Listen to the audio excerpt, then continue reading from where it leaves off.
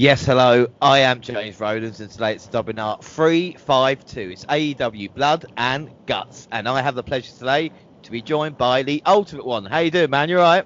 I'm good. I'm good. You know what? I can't wait. Can't wait to talk about this event that happened, this week. And the first thing that came into my mind, I was like, is he watching this, or is he sleeping? He'll watch it the next day. But I'm ready to roll, buddy. I'm ready to roll. I got a lot to talk about. A lot of my opinions on this and the AEW Dynamite before that. We could just let's get this started. I'm ready, brother. I'm Well, ready. I'm hyped up. Well, like I said, thank you very much for joining us. And again, thank you for joining us last week for the huge WNR podcast 6th anniversary show. Fantastic response and some great responses asking about the Ultimate One as well. So again, I'd like to thank you for being a part of that. And I'm glad you enjoyed it as well. Oh, I enjoyed it. I mean, I love the first part of the show, and how you and he used to be your partner, right? Am I Yeah, right? yeah, yeah. And I love the whole thing about how you were not on point sometimes, that you was ahead of yourself. It was entertaining. I was like, wow, it was funny. It was hilarious. I mean, I loved it, man. I love the whole show. I mean, I'm glad that you're able to how you call it, network with other people, just not me from here in New York. You have other people in the United States that you do recording with. I mean, it's great, man. This is what podcasting should be: networking with others, and and being able to give your opinion without judging the next person. Well, without a doubt, and like I said, you're a big part of it as well. So just like to thank you for that, and I cannot wait for have you on the show now to talk about Dynamite. So let's get to it. The 28th of April, because we've got Tony Schiavone, Jim Ross, and Excalibur running down the card as Hangman Page enters for our first match of the night, but he's jumped by Team Taz. Dark Order chase him off at Brian Cage, powerballs Page on the stage before everyone clears out, and we get the bell in this match for Hangman's #1 ranking. He throws the machine in, tries to follow up with buckshot lariat, but gets caught. Kicks out of one of the power move, but takes 2 power bombs and a drill claw. That's it. Brian Cage defeated Hangman Page. That was a bit of a surprise to start us off. Let me tell you something. This is, I mean, that shocked me. That really shocked me because I said, well, first of all, before this match even happened, I was saying to myself, they're grooming Page to be the #1 contender. Now, supposedly, AEW has this thing, the belt collector storyline, right? So Yeah. you're already going to put him in there with Omega for the AEW title. So once I saw that happen, I said to myself, well, you know what? In a way, it's good because it stalls Adam Page momentum for a little bit, and then we'll probably have Brian Cage move up to #1. But I mean, what we saw this week, it was a whole different story from that week when these two guys faced off. I mean, the way the match was, I mean, Page was not coming back from that. I mean, he got attacked, he got power bombed in the stage area. I mean, he tried to do a comeback, and even when he threw himself over the top rope with a body press, Brian Cage still caught him. And I mean, I think the match was pretty good. It was. This is what they should do every week, because we as wrestling fans, we try to figure out the story and we're like, well, but this is gonna happen next week. This is what they're supposed to do. Throw shade into the match. You'd be like, oh my God, he just lost to Brian Cage, and that's the way it left me because I was like, wow. So it was a pretty good match. The fact that Brian Cage, he dominated most of the match. I don't even think Adam Page just had like a one offensive move, and that's when he went over the top rope, and Brian Cage caught him. He pushed him against the ring post. He did that moonsault from the top. After that, it was all Brian Cage. Yeah, without that. And it's surprised that Page lost. And Tony Schiavone said it was an upset. But, I mean, if you look at the size of Brian Cage, then him winning shouldn't really be an upset against anyone, really. But we should say credit to AEW for the kind of long-term storytelling that they're doing, because obviously we're talking about Adam Page versus Kenny Omega at some point. And, of course, Brian Cage, with the problems he had with Team Taz, and at the moment, they're kind of just getting along with it. It was an okay match. I think a better story, and it showed that the rankings mattered as well. Yeah, I mean, and again, I think that first of all, when it comes to Brian Cage, I think AEW has dropped the ball on him because he came in hot, and I think it was it last year's was it last year? I believe if you're I think it was last year. He came in, I think it was the casino ladder match, something like that, and he threw Darby Allin across the damn uh, ladder. This is a guy who was a former Impact World Champion, and they brought him out. He fought Moxley, I think in July or something for the world title. He really didn't give up.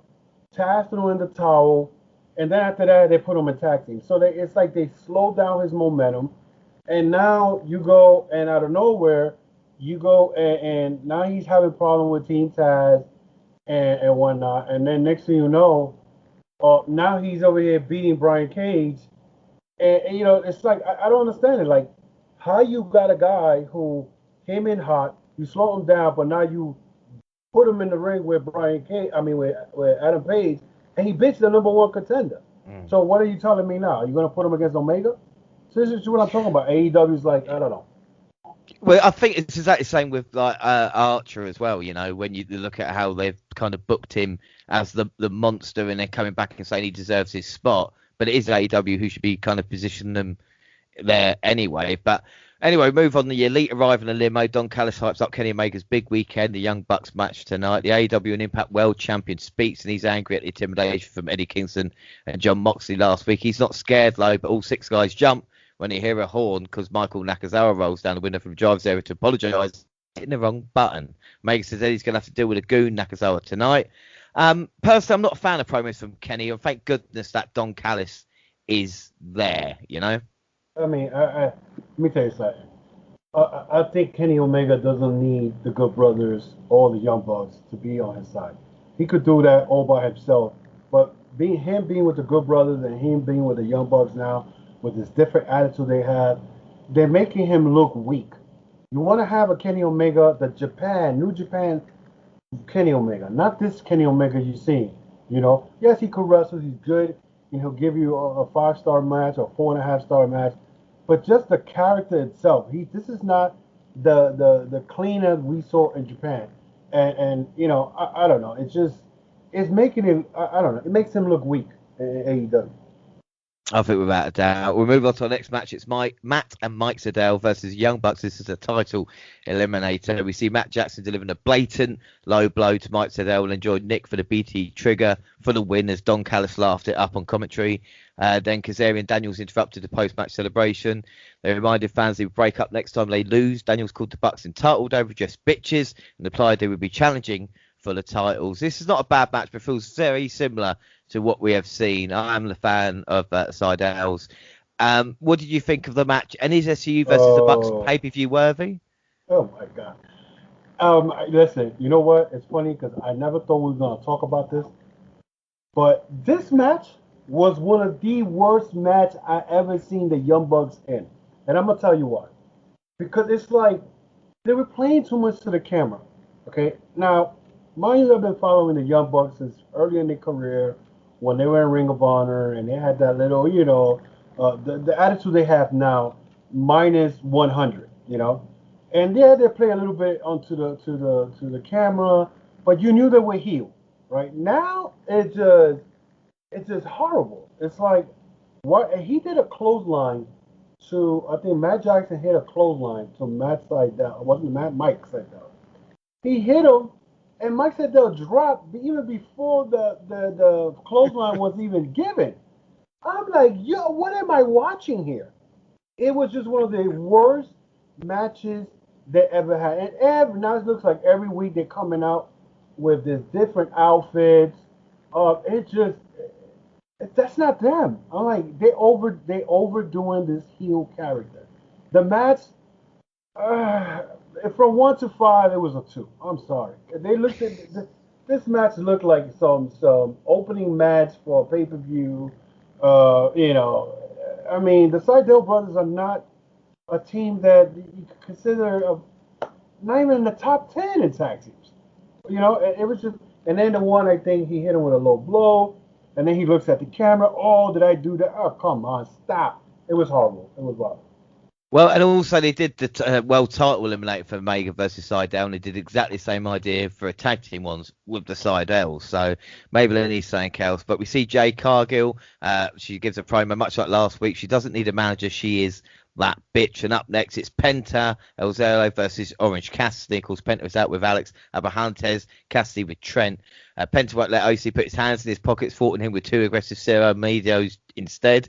Orange finally gets it and starts with leg kicks, but quickly gets serious. Cassidy brought the announcer and Penta's new mouthpiece in the ring after interfering, but Phil could do anything about it. Penta cut him off. Cassidy escaped his grasp. Referee becomes distracted by Trent, and Fresh Screed delivered a microphone assisted Orange Punch for the win. What were your thoughts on this? Oh my God! Why is Penta Cerro Miedo, former Impact champion, losing to Orange Cassidy? And what's the point of that? Because right now, if you look, Ray Phoenix is not around, Pac is not around. This should be, first of all, a couple of weeks ago, I believe the Best Friends came out and challenged the Triangle of Death. Now all of a sudden this week, we see Penta.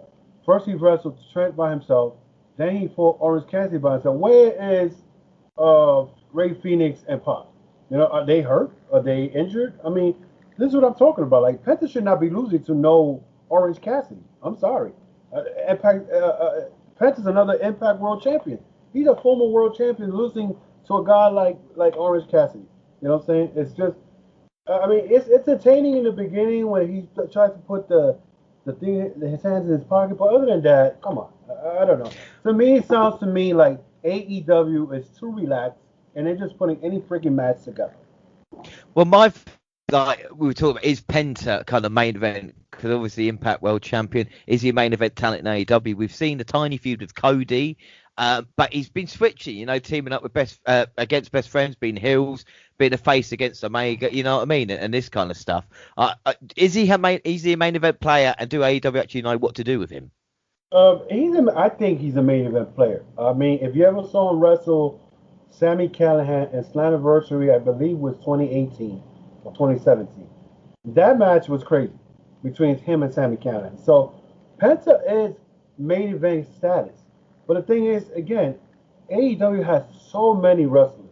The last time I counted, or last time I did a podcast with Turnbuckle Tabloid with the A-Host, me and him were talking about it, and he mentioned that AEW has 100 wrestlers in their roster. 100 wrestlers. So you got Penta, former Impact World Champion. You got a guy like Brian Cage, Impact World Champion. You got a bunch of world champions, but now you're making them look like mid-card. It's just, I don't know. I don't know what's going on. They got too many big players in AEW Dynamite, and at the same time, they're trying to push guys like QT Marshall and Nick Camarado and Aaron Solo. You're trying to push young talent and former world champions at the same time. It's crazy. It's like, I don't know. It's just storylines all over the place. Like I said, Orange Cassidy should not be beating a guy like Penta, who was a big player and been a big player anywhere he goes. And he's main event caliber, so I don't know why is he losing to Orange Cassidy. What the big sense is he loses. Actually, Trent loses to Penta, but Orange beats Penta the following week. Does it make any sense? No. Well, it's WWE type 50-50 booking in a way, isn't it? You know, so that is a problem. But I also want to say one thing about Alex is the best translated mouthpiece that I've seen with Penta and everything like that. I think he really gets into it, and I think he's found his role quite well. Yeah, he is. Alex right now is like the advocate, the Spanish version of Paul Heyman. Yeah. He's like. Penta says, you know what I'm saying, which is pretty cool, but I mean, does Penta really need that guy? I mean, even though I guess what they're doing is they're trying to, how you call it?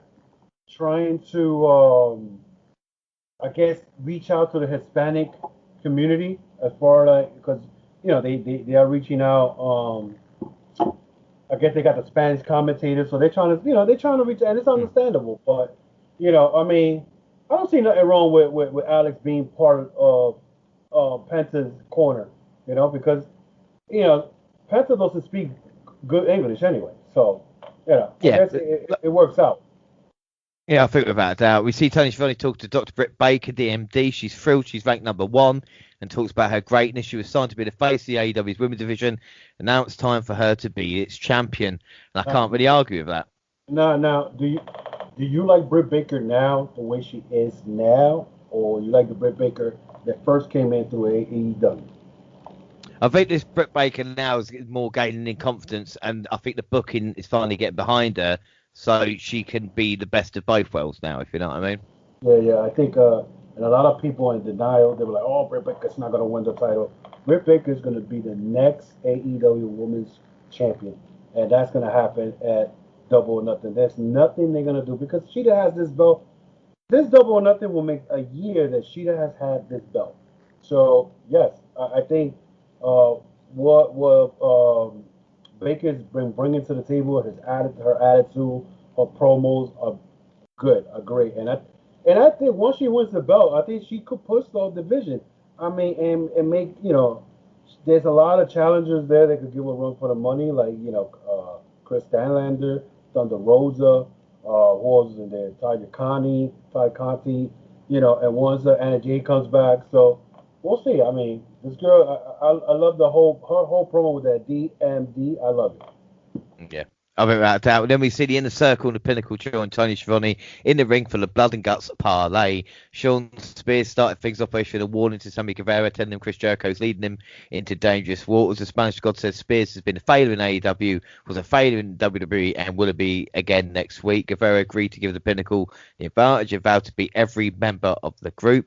Cash Wheeler criticised this version of Santana Ortiz, calling them soft. Jericho lapdogs. Dax Harwood told Santana Ortiz to hold their children close, drawing a passionate response from the latter, who said he would let his fist do the talking. Dax is fire. We see MJF crediting Jericho for being a top star, who attracted that fans to come and check out the product. He talked about how tired, worn down, and beat up Jericho is, and Blood and Guts will once again be the champion next week when he takes his spot. Jericho criticised MJF for being entitled enough to think he can take his spot. He said MJF has to earn it. He was happy to have worked for everything he got, busting his ass in arenas around the world. He said the Inner Circle is Blood and Guts. I've been a family since day one in AEW. He then said that MJF and the Pinnacle would have to kill the Inner Circle before they surrendered. Then we get the 10th stare down. What we thought? I thought this was fantastic. Oh, that was the best promo they had since this whole feud started. I think it was a lot of passion in it. I love the part with FTR. Well, actually, the best part was what Sammy told Sean Spears. That was a shoot right there.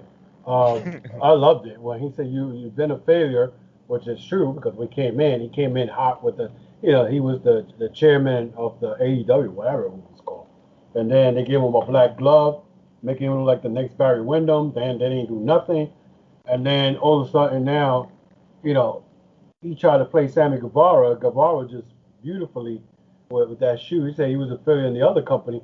I mean, and then the FTR, they pretty much they went over a little bit of the line when they started talking about Santana Ortiz kids, and I was like, oh, and especially Santana. Santana is very passionate when it comes to his daughter, and I don't know if I told you, but Santana is second cousin to my daughter.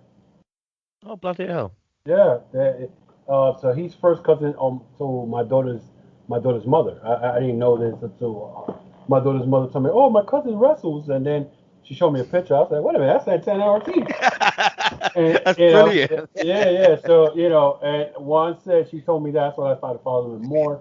But yeah, so, and I know Santana's very passionate. When you see his face when he said, don't talk about my daughter. I was like, but that whole, I mean, this was one of the best promos they did. Because remember, they did the promo separately. I think the 2 weeks prior to that. I know the MJF. I hate when MJF does promos.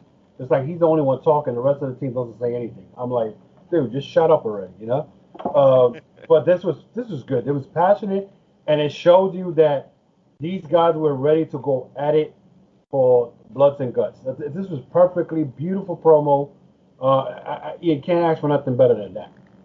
Well, I think without a doubt. Well, up next we see Eddie Kingston refuse to battle Michael Nakazawa in a match set up by AEW World Champ Kenny Omega. He said he demanded a match with Omega, who appeared and denounced the idea. He said, "We're sending the goons after you don't get the champ." Kingston teased breaking Nakazawa's ankle, to which Omega shrugged it off. Brandon Cutler came flying through the entrance, followed shortly by John Moxley, who threw Omega into the ring. Kingston threatened to break his ankle until Don Callis appeared. The Invisible Hand gave into the babyface threats, granting Moxley and Kingston a match against Omega and Nakazawa on next week's show. So we've had two back-to-back basics talking segments just there. What were your thoughts on this? I love what Eddie. I love Eddie Kingston. Eddie Kingston is one guy when he does promos. He comes out of the whatever, I guess the script or whatever. I love what he came out. He said, "We're not doing this sports entertainment shit." I loved it. I was like, "Yo," he took a shot at WWE and whatnot. I liked it, but here was my problem with that. I'm like, let me get this straight. You got Kenny Omega, who could team up with either Carl Anderson or Luke Gallows or one of the Young Bucks, but you chose Michael Nakazawa, Mr. Swimsuit with Baby Oil, as your tag team partner. And when I see stuff like that, I could already predict what's going to happen the following week, So I was like, okay, so you mean to tell me you're going to put this match next week on the Bloods and Guts show? That's not even mid-card or main event shit. Why is the world champion teaming up with a jobber? It didn't make no sense to me. So yeah, I mean, I found this boring until Moxley got involved in this, and it kind of even would have been nice to see why the Bucks and the Good Brothers didn't come to help Omega when we knew they were kind of backstage, and they kind of held him hostage with a chair. It's kind of the samey, and it's just like, oh, come on, I just want to move on from this, and hopefully there's a pay-per-view coming up, And Brandon Cutler, his career is done because now I think he has an orbital injury, but now he's part of this, so he's another goon that is just part of Omega's front man in case somebody tries to attack them, they get attacked first, and then, So I don't know. I don't know. Brandon Cutler, I'm like, this dude is like a friend of the Young Bucks and whatever, and now he's another guy that's he's just there just to collect a paycheck, the way I look at it. Well, we see Taz's interview by Tony Schiavone. He's bragging about Cage's win. Starts talking about Team Taz's issue with Christian. That brings out AEW's other Cage. This is that Taz is living vicariously through Team Taz. And since he wishes to come back like Christian, now he wants to live vicariously through him. Taz can send everyone at him. He'll take them down one by one. I thought this was very nice emotion by Taz. It wasn't over the top, but you could say it definitely got under his skin, Yeah. Let me see. Hold on 1 second. Was this the one that Hobbs attacked him? No, this is just Christian basically saying to him, you just want to be me, and I came back because you couldn't come back. And it's just both standing backstage, and Taz, you can see maybe tears rising in his face because he's just so annoyed because, of course, he'd want to come back, but maybe Christian has actually got a point. Let me hold on, give me a second. What the hell? How come I don't got this here? I don't remember this part. Let's see. Why I don't have that here? Well, we got Chris Statlander versus Penelope Ford afterwards. Yeah. We see Ford trying for a handspring elbow, but Statlander caught her, drove her to the mat with Big Bang Theory and scored the win. They reintroduced Statlander into the division. Ford, not bad, but very WWE look about her. This is an okay match. What were your thoughts? Is it me or Penelope Ford? 1 minute looks good, and the next minute she looks like, she's still green. Yes. I would say. I mean, I don't know. I mean, I would have thought that this was going to be a like more like a barn burner type, Penelope Ford. I know Chris Stanley that has, I think, size over her, and is understanding. I mean, at one point, Stanley called her and bench pressed her over her head, and I'm like, okay, Penelope Ford's not doing too many like offense move. This I guess it's kind of ending. Can we say a feud maybe? Because I mean, because I remember the only reason these two are fighting was because there was I believe it was a tag team match where Stanlander went after Sabian. That's how she busted her ACL, and there was a match with her and Penelope Ford. So I guess this is why they figured, well, now we could put them 1-on-1 and whatnot. Because if it wasn't because she had to jump on Sabian, she would have never busted her ACL. This match, again, the women's division still needs a lot of work. I mean, why you have Penelope Ford in there? And, I mean, one minute she looks good, the next minute she doesn't. So is she still going to be like in the low tier? She's going to be jobbing out to all these girls. I mean, I don't see why. I don't understand. I don't know what they're going to do with her. No, So I think Stanlander that she'll probably be there. So once I think Britt Baker wins the title, she's going to be there for that somewhere in there. Yeah, I think without doubt, I think she's definitely a challenge. Of course, you need to kind of build up the baby faces now as well, of course, with what's happening with Britt Baker. But up next, we get the Factory versus the Nightmare Family. QT and the boys enter from Cody's bust, and now the announcers want answers. Billy Gunn, Dusty Rhodes, and Lee Johnson enter from the back and immediately start brawling. Everybody pairs off. The Hills eventually get Gunn alone in the ring, and Target is taped up Riggs. We get a hot tag. Johnson runs wild, but after a corkscrew dive to the outside, Ogogo levels him, and Billy with gut punches. That allows QT to get the pin. And then things break down in the aftermath. Koromoto takes out Dustin with his own cowbell. Marshall flees to the bus, but Cody is back. Was he hiding there when they stole it? Anyway, he jumps him and chases him to the roof of the bus, where he locks in the figure 4. What were your thoughts? Oh, my God. This was a freaking disaster. I'm going to tell you why. Number one, I think it was after the match. Well, no. Let me start off with Anthony Ogogo. First of all, they're making this Anthony Ogogo look so, oh my God, dangerous with his little bolo punch. And he takes out Lee Johnson. Okay. Camarado takes out Dustin Rhodes with a cowbell. And Solo, I don't know what he's doing. But the funny part is, after they hit Dustin Rhodes with the cowbell, they leave, right? QT Marshall's by himself. Here comes the Gun Club, Billy Gunn's kids, and start beating up on QT. And I think Camarado and Solo was like, wait a minute, I guess we weren't supposed to leave. They come in. Now, QT Marshall goes all the way to the back, toward the bus, and the camera messed up. Because if you're going to do a surprise, right? I mean, I had a feeling it was going to be Cody because I get texts, like, some stuff from Cody. I don't know how I get it, but I get texts from Cody, like, what's next, when he's coming out, whatever. So, the camera angle, if you're going to have QT Marshall going back into the bus, don't you think you should have put tinted windows? And then when he opened, Cody comes out, start wailing at him. No, the camera showed, look, look who's there. Really? I'm like, what the hell? And then what the funny part is, they go to the top of the bus. Why is Aubrey Edwards on the top of the bus? To do what? To make a count? I didn't get that. I'm telling you, this was a fuckery and a half. And like I was like, this show was just all over the place last Well, the thing is, plus AEW has a load of talent. Why use green guys who haven't had proper development, use one of the dozen of contracted wrestlers? Now, you touched on this earlier in your notes, and this is exactly the same as my notes, Like I said, AEW, the amount of talent that it's got, and doing this at this point just didn't feel right. Because we talked about Cody moving on from Penta to this. Is this beneath Cody, or is this what he wants to do? And then he can say, once he wins the AEW World title, well, look what I did for all those years eating shit, No, but here's the thing, though. You see, you mentioned Cody winning the AEW title, right? They still on that bullshit match he had 2 years ago with Jericho, where he can't go after the title. And my thing is, and I told this to my roommate too. I'm like, Cody should be nowhere in the low tiers. Like QT Marshall, the Aaron Solos, the Camarado, those guys still trying to work themselves to the middle card.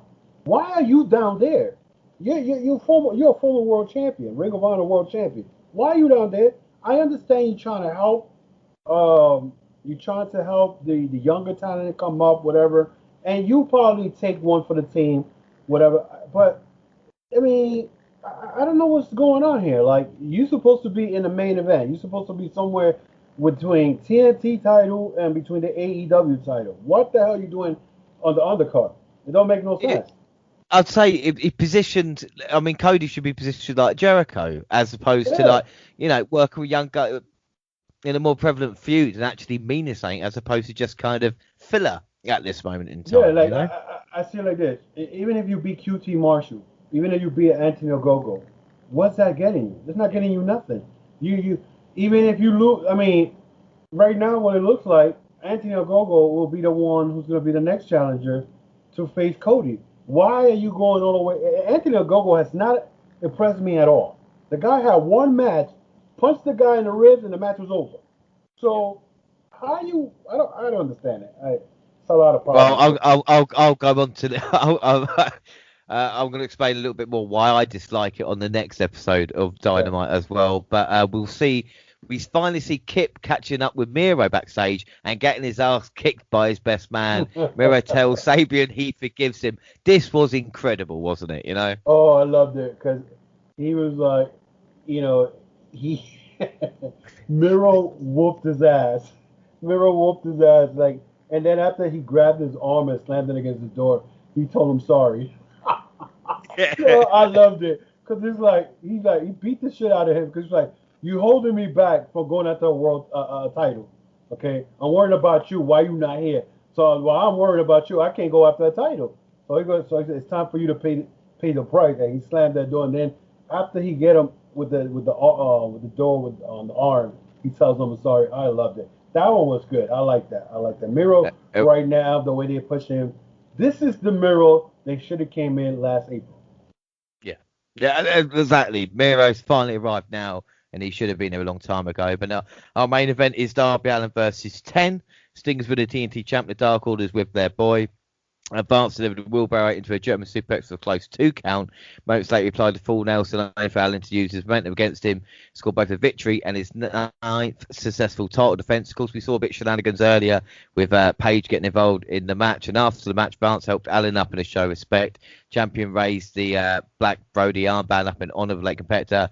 And then Paige and Scorpio Sky attacked Allen and Sting. Sky applied a heel hook on the icon while Paige forced Allen to watch. Lance Archer and Vance hit the ring to chase the heels away. So Sting and Archer versus Paige and Skylin at the pay-per-view. So, maybe that's what they're looking for. What were your thoughts on the main event match? And with this angle, did it kind of ruin the fact that Darby Allin won't be TNT champion at Double or Nothing? Yeah, that's what it looked like to me because, the fact that I was surprised that Scorpio Sky put the heel hook on Sting. At first I thought, maybe, they'll put Lance Archer against Ethan Page and Scorpio Sky, but it doesn't look like it's going to happen.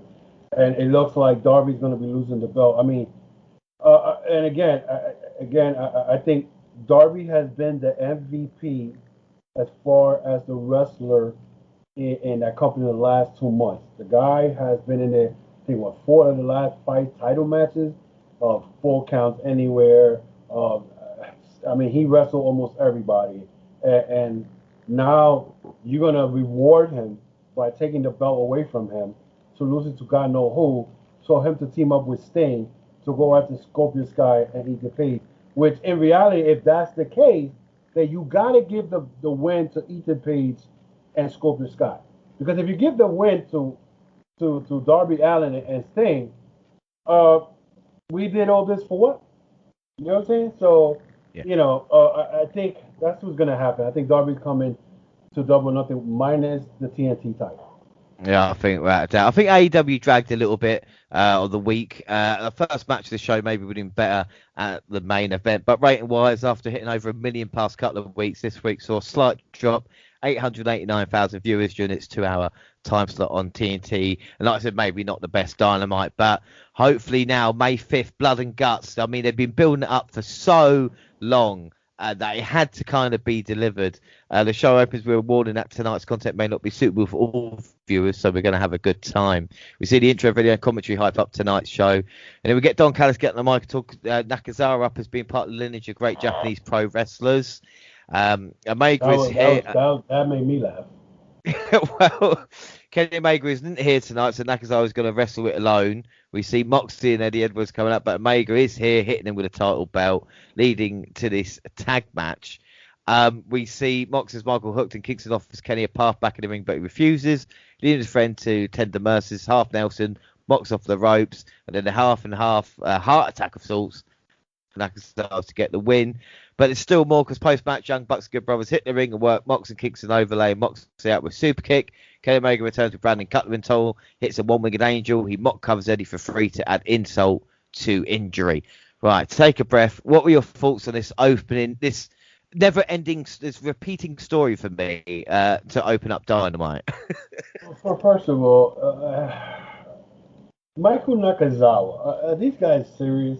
Like, I don't know. To me, this match was not one of Kingston's or Moxley's best matches because of the competition. You know, I mean, you knew they were probably gonna win, but they were gonna get jumped. Like I said in the beginning of this podcast, it wasn't one of their best. And then the thing that kills me is you got a 5-on-2.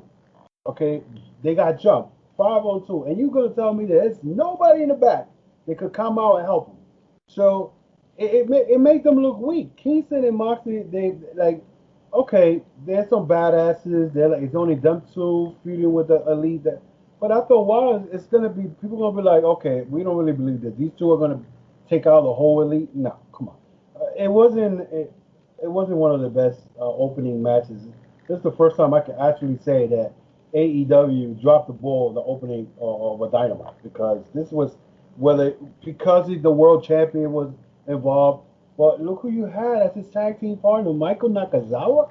And then who came up with that promo for Don Callis to say that he's one of the best, one of the legends of Japan? Are you kidding me? I was like, I almost spilled my water when I heard that shit. I was like, yeah, what? I'm like, come on. Well, this was less match, more angle, I suppose, and I feel the story's dragging with Mox and Omega. And AEW has a stacked talent roster and Nakazawa, so we can see it here. We find out afterwards Baker v Shida is official. Like I said, we called this ages ago. And then up next is Cody Rhodes versus QT Marshall. Oh dear. So Marshall delivered a buckle bomb and tried for a tombstone pile driver. After a series of reversals, Rose delivered the move but could only keep his opponent down for 2. You could hear JR on commentary just going, he got so pissed off the fact that bar driver, he's got a legendary finisher, he's just used as a kind of onto the next move type thing, you know. And we see the physicality intensified until Rose offered to help his former friend to his feet, when Marshall flipped in the bird, a pissed off American Nightmare, applied the figure 4 for the win. And after the match, Anthony Ogogo hit the ring and blasted Rose with a shot to the midsection. You can see this bury him underneath the Union Jack. Right, what is your thoughts on that matchup before I go on a rant on this storyline? I'm about to go on a rant of this shit. First of all, let's talk about Jim Ross. I think Jim Ross forget where he's at, and he starts criticizing the talent while a match is on. And I think talent was pissed off about him about that, because it's not the first time he's done this. He's done this in the past. This thing with QT Marshall, again, like I said, QT Marshall is not nowhere in the in the mid card or the main event for Cody Rhodes to be even wrestling this guy. I understand you try to make it like a pupil versus student.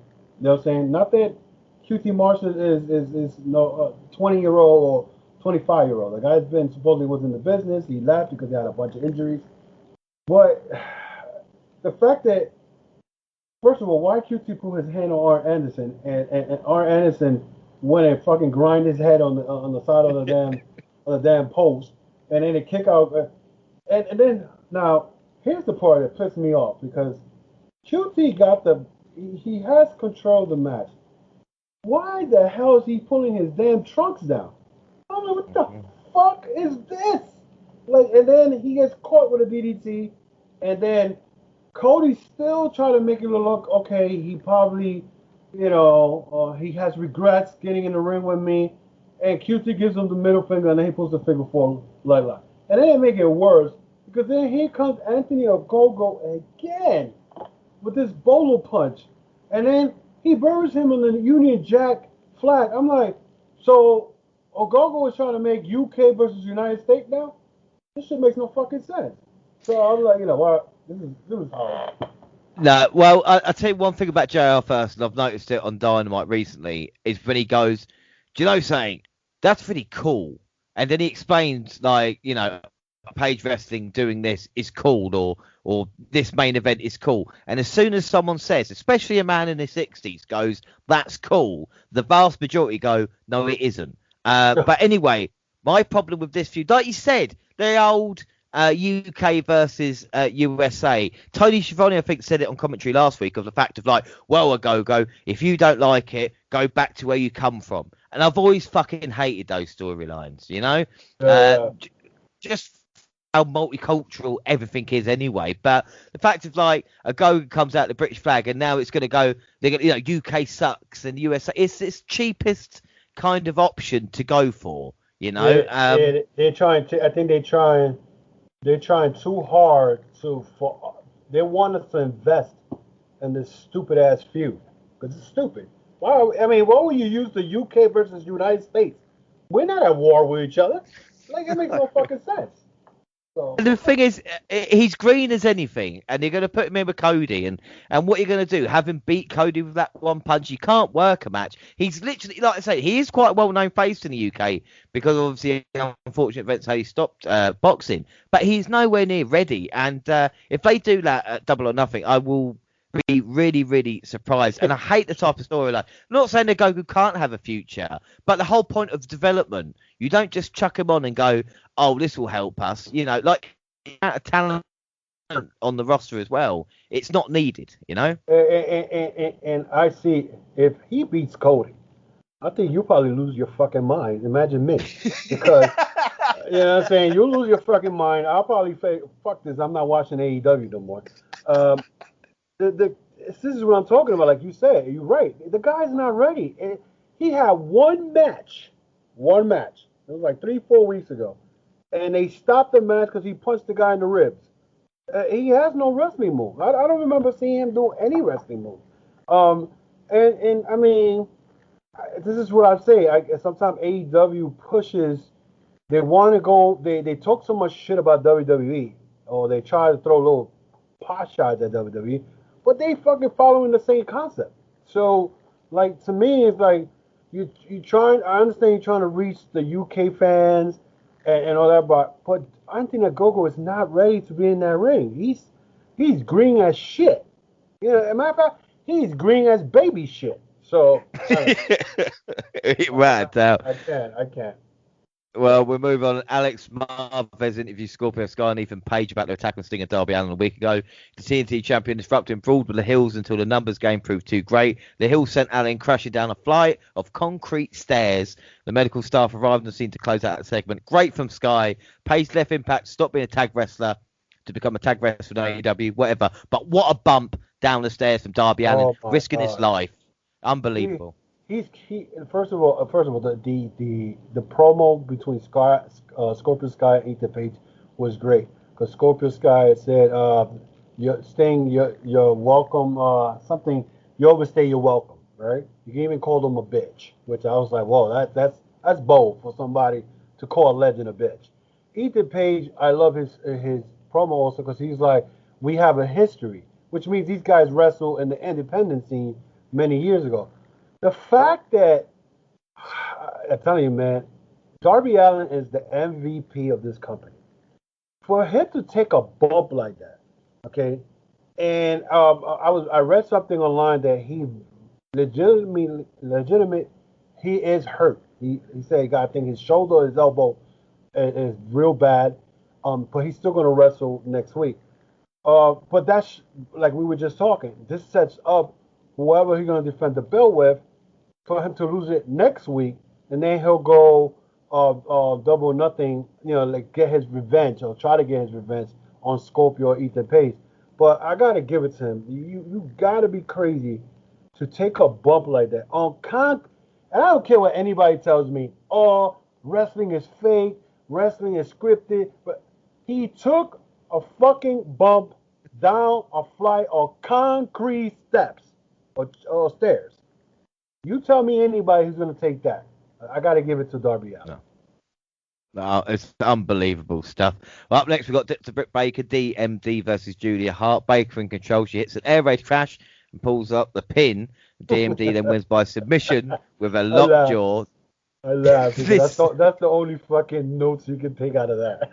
yeah, no, literally, this is what it should have been, though. Yeah. Yeah. I mean, I felt bad for that girl, Julia Hart. I don't even think she did any offense. All she got was mushed, slapped around, and then lockjaw.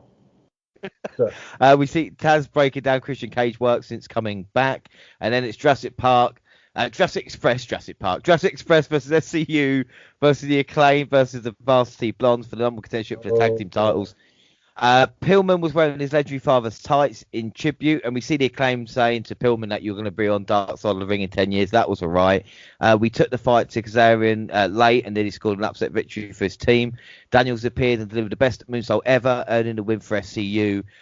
This was rushed, and it's a bit of a shame Pillman got pinned. What were your thoughts on this match? First of all, why do we even have that four-way tag? Okay, and I'm gonna explain to you why. Now, the week, what was it last week, right? Didn't Kazarian and Daniels came out after the Young Bucks match and told them, sign the contract and stop being a bitch because they're the legitimate number one contenders. So Tony Khan decides, oh, let's put a four-way for the number one contention. I'm like, hold up. Wasn't SCU already the number one contention? Why put this match together? Second, uh, Jurassic Express should be broken up. And the reason I say that is because I believe that Luchasaurus and Jungle Boy should be singles wrestlers. Jungle Boy is the future. The guy he had a great match with Dax Harwood. He had a great match with Darby Allin. He shows you what he could do in the ring as a single competitor. He could have a great match with Kenny Omega, whether he wins or not. He's still young, you know. Luchasaurus, we saw him wrestle on a singles match, and he forgot what he was supposed to do with Cesar Bonanaro, whatever his name is. So, to me, SCU should be, not SCU, Luchasaurus should be broken up. The Acclaim, I think they rushed them up too quick, and I haven't seen that team win a damn match on Dynamite. Maybe they had one in Dark and Elevation. And finally, the Varsity Blondes. Uh, these guys, they're going to be jobbers. They're going to keep jobbers. And the thing that's killing me is that Brian Pillman Jr., this guy, when he was in MLW, he will not win all his matches, but he'll give you a decent match. He'll get in there and wrestle. He'll win a couple of them. But they are treating him like shit. You know what I'm saying? I don't know if it is because, you know, I don't know if it's because of his father or, you know, because I haven't seen the Dark Side of the Ring by his father, but I heard a lot of negative stuff about his father. So I don't know if it's because of that. But Brian Pillman should not be teaming up with no Griff Carrison. Those guys should be separated also. They got too many tag teams anyway. So Yeah. I still think they should have never had this four-way because it didn't make no sense.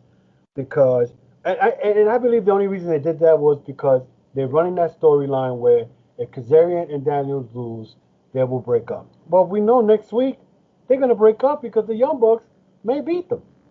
Yeah.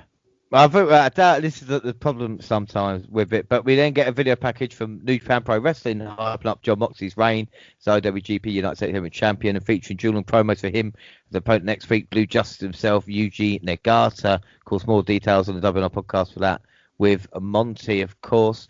And then we see Tony Schiavone introduce AEW World Champion Kenny Omega, seconded by MT Nakazawa, and announced the next week top-ranked competitors Pac and Orange Cassidy will battle for the right to challenge him for the title of Double or Nothing. Omega put over the idea of a match with Pac, even reminding the audience that he'd lost to the Brit more than one occasion. This brought out Cassidy, whom Omega disrespected and downplayed as a threat, before taking his sunglasses and giving them to Nakazawa. What were your thoughts on this? What happened about Page and Cage from last week? And I know like the rankings can change, but you know, like we were just talking about this. You know, this is what I'm talking about. They're all over the place. They remind me when they first started. They were doing storylines and it was all over the place. So I'm like, is the ranking system really what your guys are following, or you just making up shit as you go? Because again, when we first started this podcast, we started off with the Brian Cage versus Adam Page. Adam Page was the number one contender. So if Brian Cage defeated Adam Page, that means Brian Cage is the number one contender. So why in the hell Are you trying to reenact AEW Revolution from last year where Pac and Orange Cassidy, I mean, they broke the house down with what they had because nobody knew that Orange Cassidy could wrestle like that. You're going to try to reenact that, and it's not going to be the same. So you're going to tell me, and the way I'm looking at this, and I could be wrong, they're going to have either Pac Russo, Orange Cassidy, and Orange Cassidy versus Kenny Omega at Double or Nothing. Now my thing is, okay, you're giving a guy like Orange Cassidy an opportunity for the AEW World Title, right?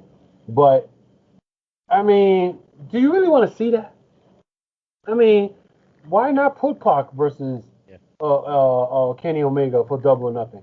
But we'll see. I mean, well, I don't know. Yeah, let's hope they don't. Yeah, let's hope they don't go for the obvious because obviously we know, like you said, Death Triangle and Jurassic Express have got problems. But I mean, after this segment, it has to be Pac, doesn't it? Yeah, but that's what I found strange that Orange Cassidy just took. Don't be surprised because they had already how many matches they had already? Pac and Omega, I think 2. Yeah. And I think they won and won. But I mean, maybe Omega wants to figure like, well, you know what? Let's put Orange Cassidy in there. And who knows? He might do the same shit he did with Pac, where he brought the house down and nobody expected what he did. But I don't know. I think there's better challenges for Omega in there that they could, Yeah, I think with this as well, Omega bored me a little bit with his promo, and the fact is that we had seen them earlier wrestling a match, so it wasn't that big of a fucking surprise again, Of course, Nakazawa got the shades and the Impact World titles. Bubba was not happy about that. But anyway, move on. And after the break, Miro approached Schiavone and revealed that he's a contract for a TNT Championship match against Darby Allin next week. He vowed to win it no matter how many risks Allin takes. The man who doesn't mind dying versus the man who doesn't mind killing him. That was awesome. That was a great promo what he did. But I love what he said because I think Tony Schiavone said, well, you see what happened to him. You might win by forfeit. He said, no. I don't want to win it by forfeit. And that's what he said. The man that don't mind dying, don't mind, he's going to kill him. But I see Miro winning the belt next week.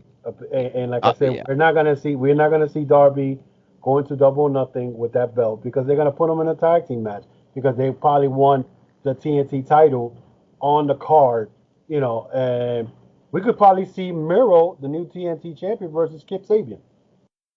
Well, I think they said Kip Sabian's actually been got injured and had to require surgery, so he might be out for a little while. So like I said, it's interesting to see who they can put in there with Miro, And like I said, next week's Dynamite looks very interesting because you've got the tag team titles on the line as well. And of course, like I said, Cody Rhodes announcement and, of course, Mox versus Nagata. So, they're building up towards that. But we move on now to our main event, historic. Before we moved on to the Blood and Guts. Now, you see how they already set up a great show for next week, right? Yeah. Right? That card that they have. Why did they didn't put that on this Bloods and Guts? You know how many viewers they would have gotten? But anyway, that's just me. Well, no, this is the thing, because you and I have done AEW specials before, like Beach Break, where they actually had a proper card. And with this one, it's kind of like a one match, with filler stuff on it, which is a bit of a surprise because you think that a match itself, look at TakeOver War Games, it's tradition now, and that might have been a good pay-per-view match in itself. They put it here, and then, like I said, the stack of the next card, it doesn't really make sense. And I don't think the build for this Double or Nothing pay-per-view has been great because I think they've been treading water this past, couple of weeks, maybe even months. With Omega, Moxley kind of waiting for the pay-per-view itself. I guess because the Double or Nothing is going to be toward the end of the month. I think it's May 30th, if I'm correct. And they figure, well, we got enough time, to bullshit for a little bit, and then we start setting up cards. So maybe next week we'll see what's going to happen. With this great card that they got. I mean, on paper it looks great. So, we'll see. Well, I think without a doubt. So we move on. Like I said, historic Blood and Guts match for the Inner Circle and the Pinnacle. It has been a great build-up. What were your expectations before the match-up? And what were your thoughts on the structure when you saw it? Because obviously we've had so much build. The build has been fantastic into it. What were you hoping out of this match-up? And what did you think of the look? Because we talked about on the anniversary show how they would do it, and we saw the kind of double cage structure as well. Yeah, I mean, they did very well with it, the way they set it up. The only problem I had, and the cage was not attached to the edge of the ring. I mean, a lot of these guys were falling in between the cage and the ring. But the ring itself was set up nicely. I was expecting blood. I was expecting everything, chair shots, all kinds of, I mean, to me, like I said, I wanted to see the violence. I want to see how bad or how crazy it was gonna get. That's what I was Without, expecting. yeah, that's what I'm saying. That they give blood and guts. I'm expecting blood and guts. Yeah, yeah, yeah. We did ask everybody who they thought would win this match beforehand. The Inner Circle got 75% of the vote, so they are the favourites going into this one. We see the Pinnacle wearing white, Inner Circle with the black prison outfits where they come from on the back, and of course, Pride and Powerful had their face painted. We kicked off with Sammy Guevara and Dax Harwood represented their teams. Dax is just a great talent. You talked about his match with Jungle Boy. And the opening 5 minutes with Guevara as well was brilliant. And he did a really nice blade job as well. He was bleeding all over the place, wasn't he? Yeah, he did. I mean, the thing with the way I love the way the match started with Sammy Guevara just jumped over both top ropes just to get to Dax. And he was taking control of most of the match until Dax hit him with that spine buster. But overall, I love what he did. Like, he got hit with the cage, he bladed, and he did it very well. I mean, and it looked like oh my God, a crimson mask, you know. The only thing is that I know that Dave Meltzer mentioned was it was supposed to be a 5 minute, the first round, 5 minutes, but they shaved it down to 4 because of TV time. But I mean, I gotta give it to Sammy. Sammy took a lot of punishment in that damn match, and I gotta give it to him. And if I gotta send you the picture of what his body looked like. I think I put it on Twitter. I'm not sure, but his body looked like it was. Oh my God, it was brutal, dude. But I like the whole Dax Harwood. Listen, Dax Harwood and Cash Wheeler. Those guys remind me of Tully Blanchard and RN. That's what you call old school wrestlers right there. A fantastic team as well. We see Guevara blood his opponent just in time for Sean Spears to enter, giving the Pinnacle a one-man advantage for 2 minutes. The Spanish God absorbed considerable punishment, including an unprotected chair shot to the face, where, I still watch WWE and stuff like that, and when I see a chair shot like that, I still flinch because of just the damage that it does. Ortiz entered the ring unloaded on the heels. He blasted Spears with a chair while on top rope, giving way to a Spanish fly by Guevara, which was brilliant. Unfortunately, Sammy's... That was beautiful. That was beautiful. Unfortunately, Sammy's next springboard was not, as he slipped across. And it's always a shame. You always go, oh, fuck it, Sammy. Why don't you just leave it as the first one? Because I think what it is, he figures, I mean, you got to understand, the Spanish fly on a double top rope, like balancing on top of 2 ropes, okay, not enough. It's crazy because either way, you could hurt yourself. You could sprain the ankle, sprain your knee. And then the best part was that Ortiz just threw a chair right in the back of Spear and he did the move. I don't know what Sammy Guevara was trying to do the next spot, but he slipped and busted his ass. And I was like, oh my God. But that's part of the war game. So. Well, that's like, and this is the kind of the fun the Cash Wheeler entering for the Pinnacle next, and like you talked about, FTR, where as soon as he came in and they kind of looked at each other, we thought now in a circle in trouble because now we've got a proper fucking tag team in here, We see the wipe out Guevara for joining Harwood for an assisted brainbuster on Ortiz. And then the camera work, we've spoken about that today as well. The camera work being a little bit off for AEW in certain parts. They were on the one side of the cage looking at the Pinnacle when Santana entered the other side. And I just thought that can be better. It just needs to be a little bit sharper. I think they were trying to do camera cuts. I don't know what they were trying to do there, but I mean, I don't really pay attention to a lot to that. I pretty much pay attention to what the hell is going on in the ring. But yeah, the camera spots were all over the place. They were not on point.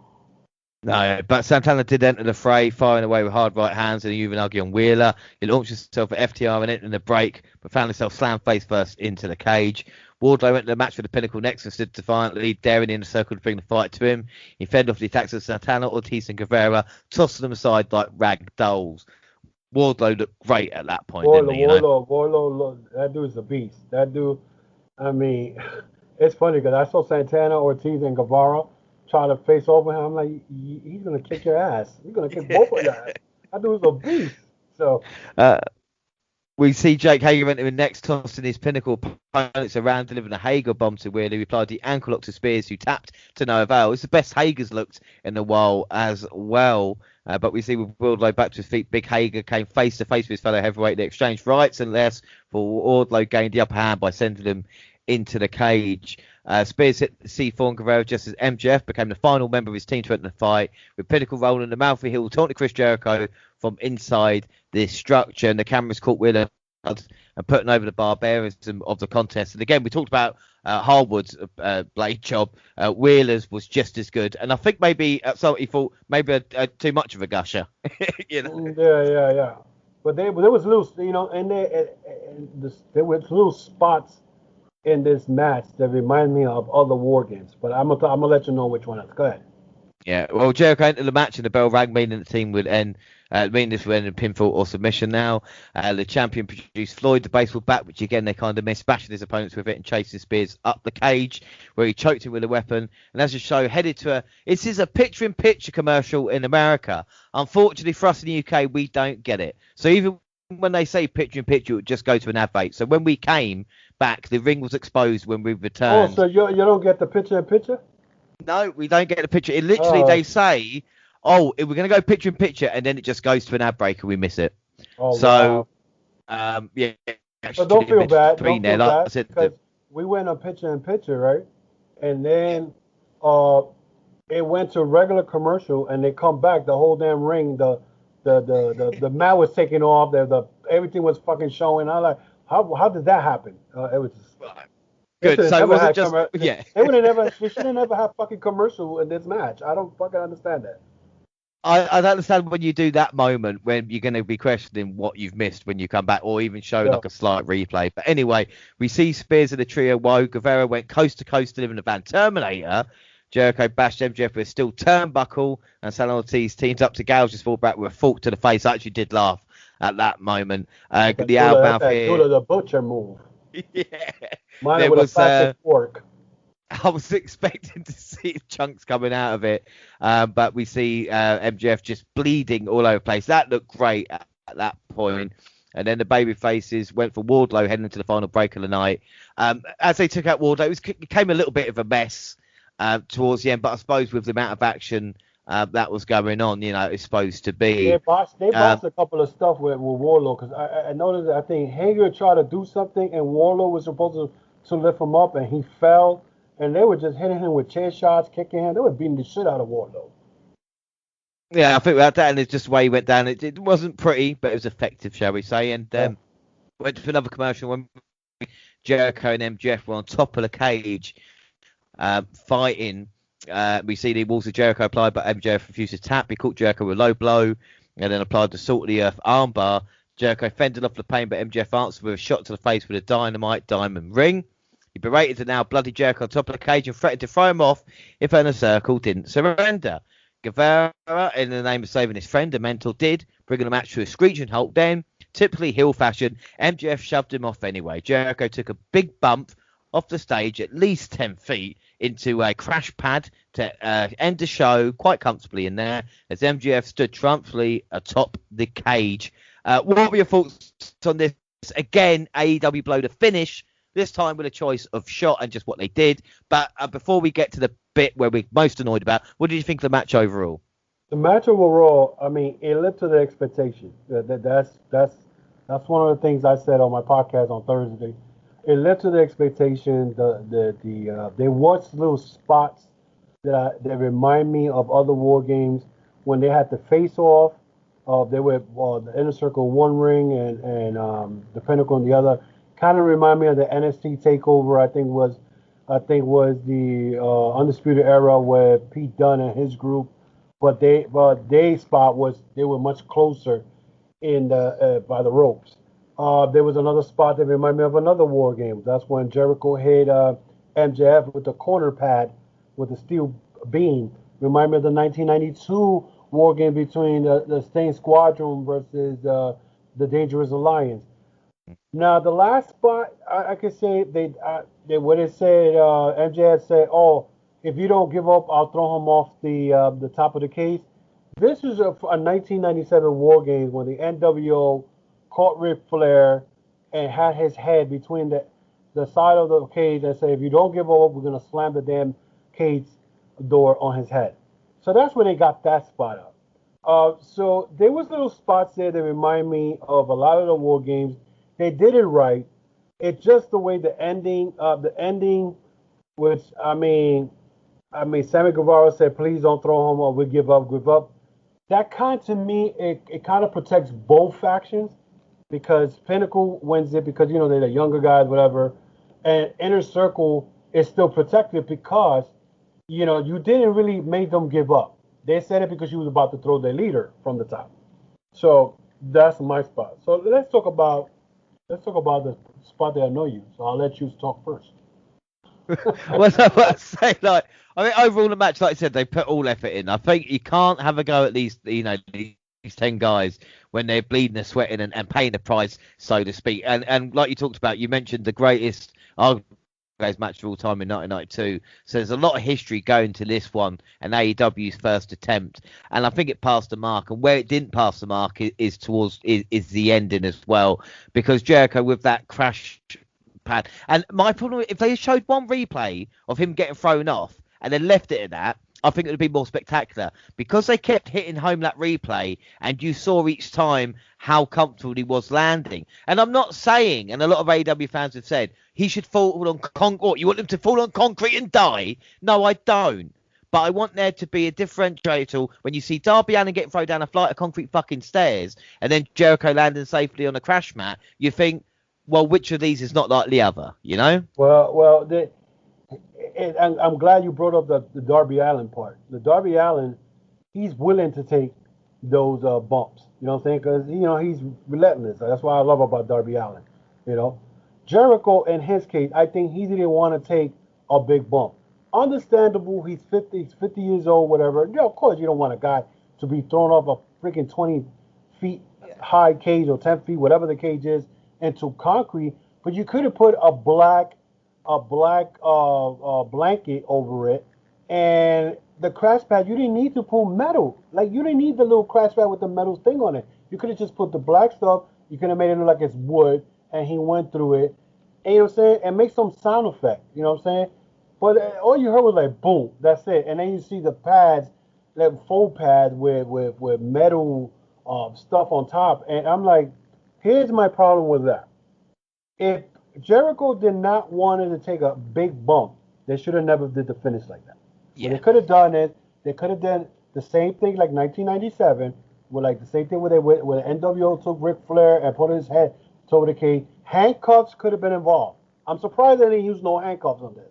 Okay, I feel that they would have used handcuffs. They could have went and said, well, if you don't do this, we're gonna slam the cage on Jericho's head, or could have done something, you know what I'm saying, or barbed wire, they could have said, but you're gonna make them say, oh, give up, I'll throw him off the stage of the cage, and then you don't win the match by throwing him off the cage, but you made them surrender by saying, okay, don't throw him off the cage, we surrender. Yeah.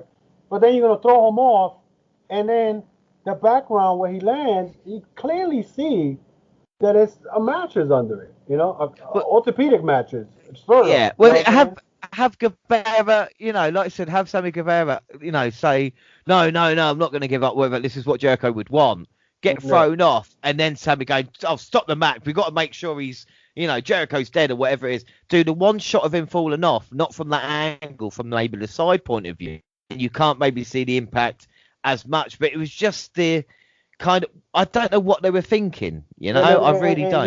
You make a good point, because they kept showing the replay. So not only did they shot themselves in their foot, but you kept showing the replay. So basically everybody's going to be like, look, he didn't really get hurt. No, look, you know what I'm saying? And like you said, a lot of people online like, oh, what you want him to do? To fall on concrete?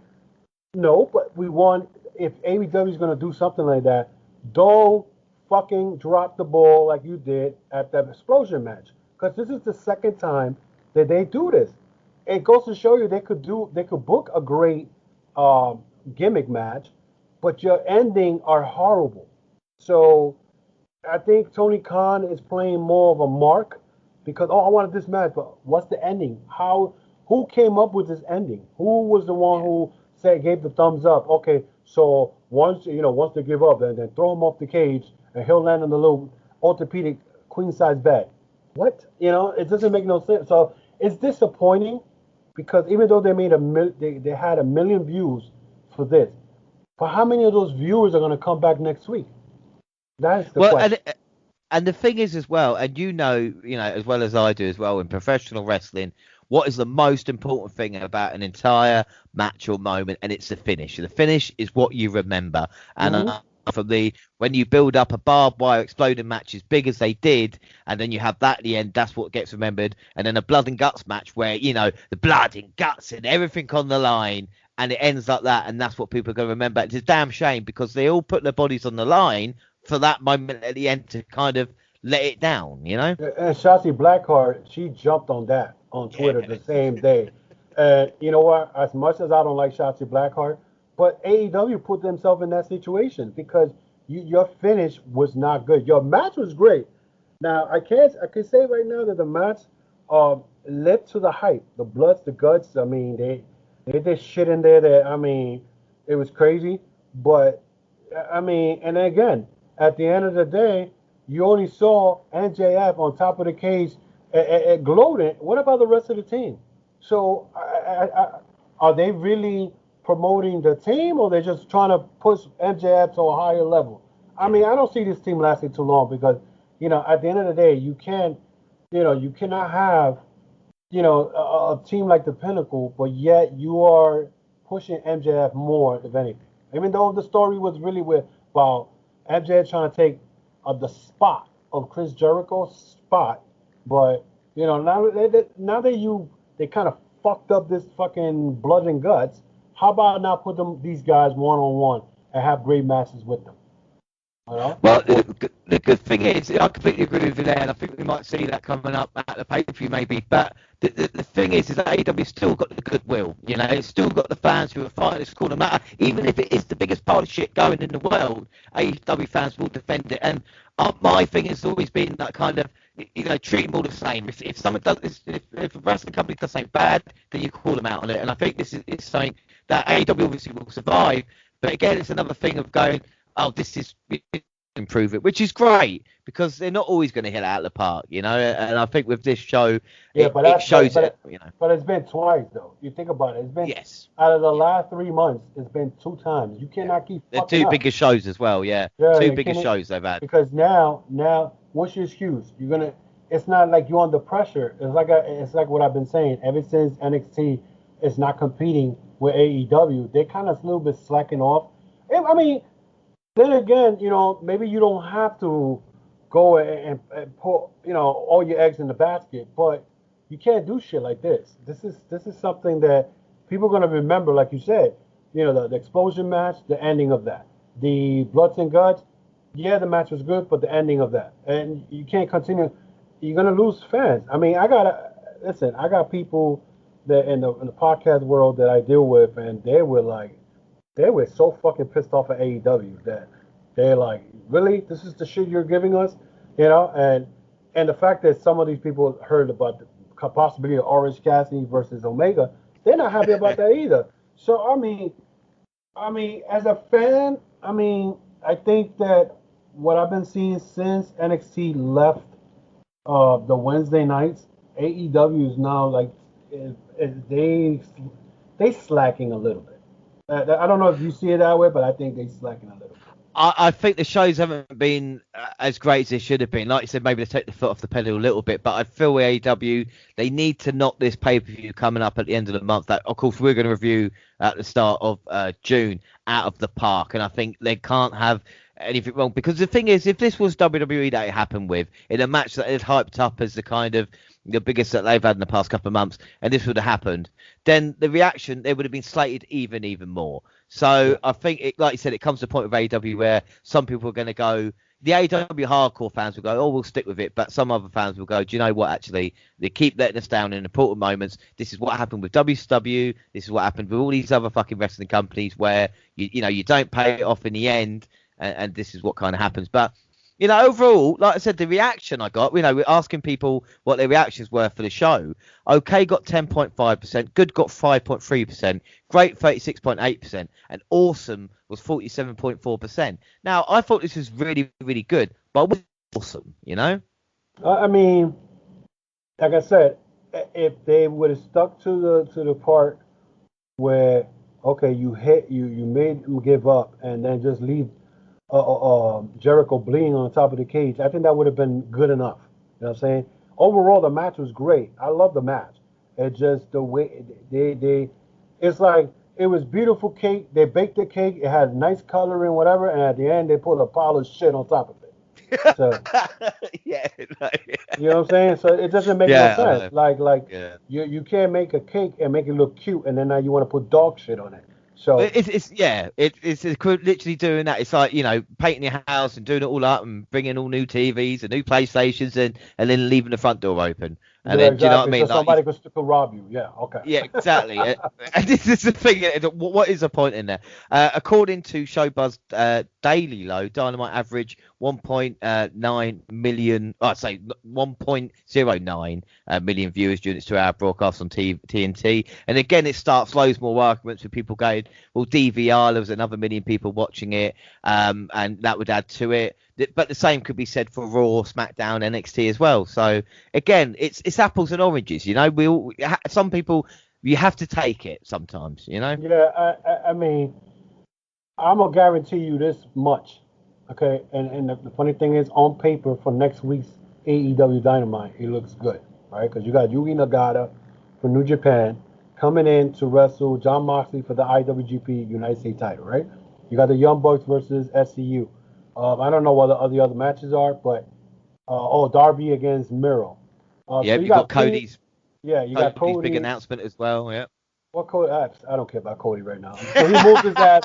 So he moved his ass to the fucking TNT title picture or the fucking world title. Then I'll give a fuck about Cody. Cody's too busy fucking fighting Antonio Gogo and whatnot. So come on. Wake me up before you a go-go. I think that would be best. Yeah, exactly. Wake me the fuck up because this is gonna put me to sleep. But so right now on paper it looks good. Now my question is, are you gonna have 1 million people watching this show at this disappointment this week? You know what I'm saying? I mean, listen.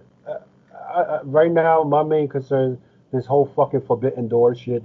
I'm looking at Impact with the stuff that's going on with the Forbidden Door stuff, where now Phantasmo showing up at Impact. I can't look right now. This whole shit with the Forbidden Doors got to start opening and make it happen because they fucking slacking with this bullshit and they need to, especially AEW. I can't say about much of Impact because Impact's being smart. They lost. Okay, they don't have the world title from anybody from their group with the world title. Even though Omega goes with the Good Brothers and they're beating up every fucking body in Impact, but they taking advantage of this Forbidden Door stuff, right? Meanwhile, AEW is just fucking sleeping at the fucking wheel, and they're gonna have to. They need a lot of makeup for after those two disappointments. You know what I'm saying? They got. Go ahead. I'm about to say, do you think it's fair? Cause, I mean, we're talking about disappointments as well, and I think the thing is, Dynamite, got like 1.2 million viewers the first time that it wasn't opposed to NXT. And people were saying, oh, that's great. But I think people forget the fact that Jericho was on the Austin podcast on the network on that weekend. And maybe, not all of them, but maybe a few of them that saw that, interview thought, let's check out Dynamite for the first time. Liked it first or second time. And then, like I said, get to Blood and Guts and think, well, that's me done now, Yeah, that's what I'm saying. Like, but even let's say, I mean, that could have done wonders for them, but I remember when NXT did not compete with AEW 1 week, I think because they were on Tuesday nights or whatever it was. I mean, AEW got 1 million. They could get 1 million. It's just the fact that if you get 1 million, you're not being competed with anybody. NXT right now is not competing with you anymore. This is an opportunity for AEW to put matches where one, you take the advantage of Twitter trending. Let's say I don't know, Brian Cage versus Kenny Omega, right? Put that in there. That's just gonna trend, and people gonna be like, oh shit, Brian Cage is wrestling Kenny Omega. Let me check it out. Stuff like that brings more new eyes to the product. But when you do shit like this, like what they've done the last 2 months or 2 months and a half, you're gonna even the like you said the AEW loyalists are gonna be like, do I really want to watch this shit? Because it's gonna disappoint me. Now you put a good event, and now you disappointed people. Now, do you think those people that saw that disappointment, are they going to come back next week to watch the Young Bucks against SCU, Miro against Darby Allin, Nagata versus Moxley? Those are the questions you're going to see. And we're going to find out next week when we see the ratings. And it's not just that as well. It's the fact is, or will they come back to watch free TV? Yeah, they might do. Will they put their hand in the pocket and spend $50 on a fucking pay-per-view at the end of the month? That is the question as well that you got to look at. I think that what they should have done, right, was they should have done. Okay, you want people to fucking buy your pay-per-view and make Double or Nothing good? You should have put Bloods and Guns in Double or Nothing. You don't give that shit on free TV because number one, the match was going great, and we had fucking commercials. So let me give you a story real quick. So during that match, they went picture in picture, right? So I'm like, well, usually picture in picture, there's not really much happening, So I went quick to the bathroom to use, to water the plants. I came back, and Jericho's on top of the cage. I said, what the fuck happened? How do you get to the top of the cage? and so it comes to find out Blanchard took the fucking keys away from the referee. And, I didn't even bother to rewind it because I'm like, okay, let's see what happens from here. And that's when everything went downhill. Like I said, I don't understand that, first you gave this on free TV. You could have put it at Double or Nothing, okay? And it's supposedly Double or Nothing. They're claiming they're going to have 5,000 people in the daily place. That's the word, right? Now, if you announce that before Bloods and Guns, why would you put Bloods and Guns on free TV? You could have put that shit in fucking pay-per-view. You would have got a lot of buys, and then you didn't have to rush the fucking thing because, like I said, the first period was supposed to be 5 minutes. They shaved off a minute off, so that was 4. I don't know if they because it looked like there wasn't no 2-minute periods. It looked like it was more like 1. The guys come in, they do a couple of moves, and the next guy's already coming in. So.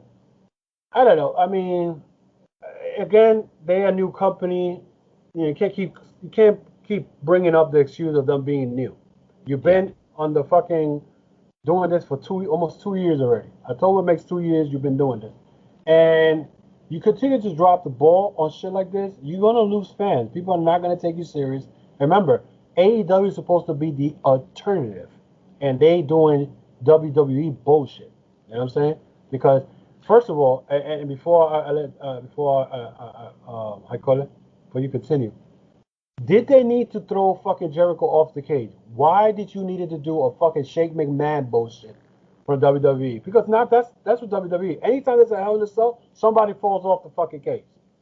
You know what I'm saying? But this is the thing. They could have saved him. They could have had Jericho be saved before he fell, with the inner circle climbing up and coming grabbing him to stop that. Or even if they wanted to and have the, and go, you didn't have the big bump at the end and just do the one shot. And like I said, it's really interesting way around it. And this, we've been doing AEW for a long time, and this is probably the most, I'll say, negative that we've been. I think definitely, maybe your side thinking about it at this moment in time. But I just think for me, it's vital. This next little stage now, like I said, the next time you're on will be the start of June. We'll be looking at a Double or Nothing pay-per-view. It's vital now that Dynamite gets back to its best, and that the pay-per-view, yes, I know it's going to be 4.5 fucking hours. I know it's going to be long, but I just hope that they can deliver a good show. And I think if they don't deliver a good pay-per-view and we get the same shit we've seen at Blood and Guts and, of course, at the last show, at the last pay-per-view, I think then the inquest will start at that moment in time. I think at the moment AEW going, oh, you've been a bit harsh, you know, or whatever it is. And I think the jury's out, but I think this month and that pay-per-view is vital, you know. Well, if you look at it right now, the Double or Nothing pay-per-view, right now, you only have Sheeta versus Britt Baker so far announced. After that, what else has been announced? Nothing else. And but possibility of Kenny Omega versus Orange Cassidy. That's the possibility there. Or we could have a Omega versus Pac. I'd rather watch Pac versus Omega because those two go at it, it's a great match. But right now they're not really doing anything. I mean, I'm sure they're gonna put a casino battle royal again. A fucking ladder match. Or fucking a bat on a stake on a fucking pole, whatever. You know? But it goes to show you they're gonna either have that or a tag team battle royal, whatever, you know what I'm saying? It's like, because again, wouldn't you put SCU versus the Young Bucks at Double or Nothing? Because they're gonna wrestle them next week. So who are they gonna face in the tag team? Unless you bring in a tag team, unless again, it's the Forbidden Door. Are they gonna be using the Forbidden Door? Because right now, I know in Japan, the Grand Slam, the Wrestling Grand Slam event they were gonna have in May got canceled because the Tokyo is on emergency status. So they canceled those shows. I think it was 2 shows. So are the Gorillas of Destiny coming back to the Florida area again, or Jay White, or something to that event? Because they've been teasing, and I know the Bullet Club been teasing for a while. So same thing with Tamatanga, who said that Machine Gun is looking for him, and he said, "You know where I'm at." So they keep teasing. The question is, because of what's going to happen this week coming up, and I know that Yugi Nagata and teamed up with Narita, whatever his name is, I believe was Moxley and I think it was Chris Dickinson. I don't remember who it was. They had a tag team last night. They fought at New Japan Strong. So I don't know if they're gonna start sending guys from Japan coming into AEW and start some shit for Double or Nothing. We don't know. All I know is if I see the Gorillas of Destiny in fucking AEW, I'm gonna scream like a mark because I'm a Bullet Club fucking fan, and especially the Gorillas of Destiny. So but they have to do something to make up for this.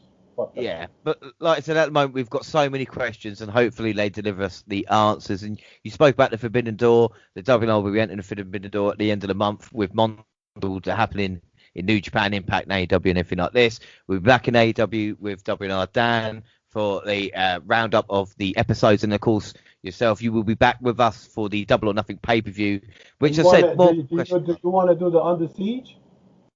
It's May 15th, I think it's next Saturday, I think, right? I think I might be away. I'll have to check that because I know I'm away coming up soon. So I will let you know. I'm gonna still watch it. I'm gonna still watch it just in case, because you might hit me up like, hey, let's do Under Siege. I don't want to be like, oh, I didn't see it. I'm gonna check that out though. I definitely want to. Well, yeah, that's what I'm saying. Under Siege is gonna be interesting because you've got Eddie Edwards and Finn Juice versus the Good Brothers and Kenny Omega, and of course El Phantasmo will probably be wrestling at that event as well. But I know you're definitely back for the AEW pay-per-view at the start of next month. We'll see what happens when it comes to Under Siege. We'll have all the answers to the questions that all you fans of the James Rowland Show is gonna have. What's gonna happen? We're gonna have all the answers for you by then. Yeah, that's what I'm saying. That's all we have to do. Just wait a little bit longer and we'll have it there. But don't forget, we're across all social media, Twitter at the WNR Podcast. I'm at the WNRJR. Do you want to plug your stuff? Yeah, I'm the ChokeSlam Wrestling Report, the ultimate one. You guys can find me on YouTube, a YouTube channel. You can find me on Apple, Spotify, Google Podcasts. And I just dropped today the video on my YouTube channel of where is Daniel Bryan going? His WWE contract is over. So that's a very interesting video. You guys should check it out. Yeah, definitely check out everything that ChokeSlam Report and, of course, the Ultimate One does. And the WNR are also on Facebook and Instagram, across all the Google platforms. Send us an email, thedublinpodcast@gmail.com. We're also on YouTube. Latest clips of podcasts got the same time on YouTube as they do SoundCloud. on your phone, and also Spotify and iTunes, where you can download, subscribe, rate, and review. So our next episode is NXT update with Monty. Next for the Ultimate one with AEW Double or Nothing, but I will check to see when Under Siege and everything that is going on then. But until then, I've been James Rowlands, and another fantastic show, mate. It's so enjoyable having you on, and we're actually agreeing about how shit or how annoying AEW can be sometimes. Yeah, I'm the ultimate one. I keep it real, and yeah, they're beginning to be very shitty. We need to start cleaning that shit up. Come on. Well, you are the new cleaner, and of course I will try and be the invisible hand here on the WNR podcast. But until next time, thanks for listening, everybody, and bye.